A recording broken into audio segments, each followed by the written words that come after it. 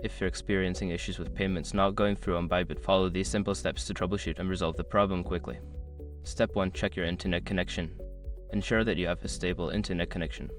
A weak or intermittent connection can cause payment issues. Try switching to a different network or resetting your router if necessary. Step 2. Verify payment details. Double-check the payment details you entered, such as your card number, expiration date, and CVV. Make sure there are no typos or errors, as incorrect information can lead to payment failures. Step 3. Confirm sufficient funds.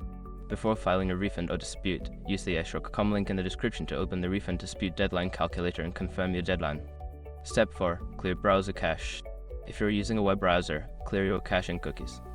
Sometimes, outdated or corrupted data can interfere with the payment process. After clearing, restart your browser and try again. Step 5. Contact customer support. If the issue persists after trying the above steps, reach out to Bybit's customer support. Provide them with details about the problem, and they can assist you in resolving the payment issue. By following these steps, you should be able to fix the payment issue on Bybit quickly. If problems continue, don't hesitate to seek further assistance from their support team.